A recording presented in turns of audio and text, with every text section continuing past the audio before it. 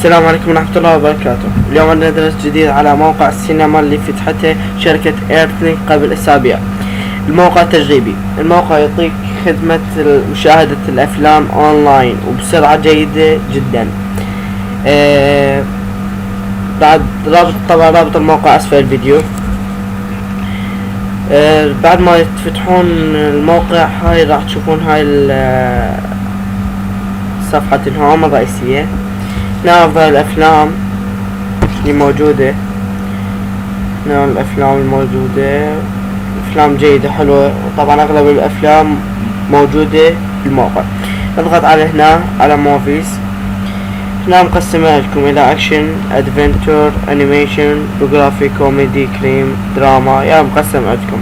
هنا راح نضغط على أكشن، نفتح أي فيلم للتجربة. راح نفتح هذا الفيلم على مود تشوفون السرعة مالته. ننقل هنا التشغيل وننتظر. مثل ما قلت لكم سرعة جيدة، أحسن من اليوتيوب والمواقع مشاهدة الأفلام. طبعا الموقع تجريبي لحد الآن، إن شاء الله راح يثبتونه. تقدرون تسجلون بالموقع وتنزلون أفلام اللي تريدوها على الموقع، وتقدرون تعلقون عليه مثل ما تشوفون التعليقات اللي موجودة. نعم، ترجمة عربي أكيد. هنا تقدرون تغيرون الجودة،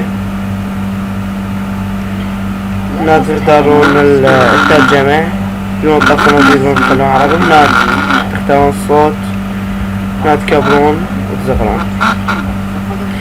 ان شاء الله راح يخلون الموقع ويثبتونه.